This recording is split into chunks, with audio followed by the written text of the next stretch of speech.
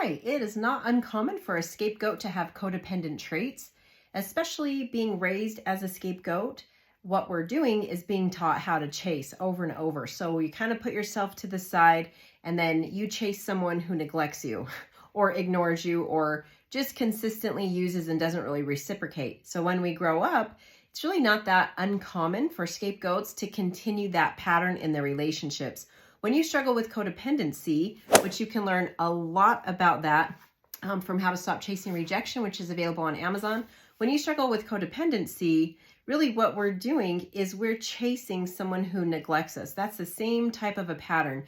And it's consistent with what you were raised in if you were raised as the family scapegoat. Because of that, it's really hard to get into a relationship where there is that give and take or reciprocity. I do this and you do this. With someone who has other traits, right? It can become transactional. I only do this if you do this. That's not what we're talking about. This is where a scapegoat who has codependent traits, all they do is give. They give and give and give, and they don't really live their own life. They don't really pay attention to what's going on in their life. That's the same thing that happens with someone who has codependent traits. It's a lot of giving and not a lot of getting, and we don't really pay attention to that until we're fed up and then we end it.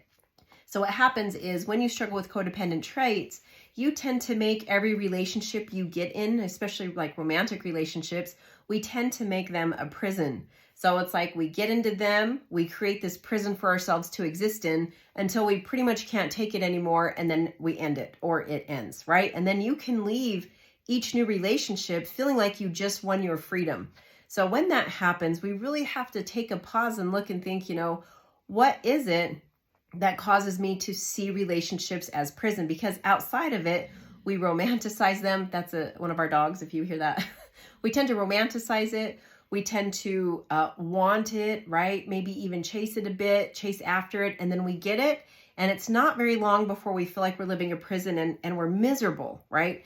So in the book, How to Stop Chasing Rejection, there is a character. Her name is Susan.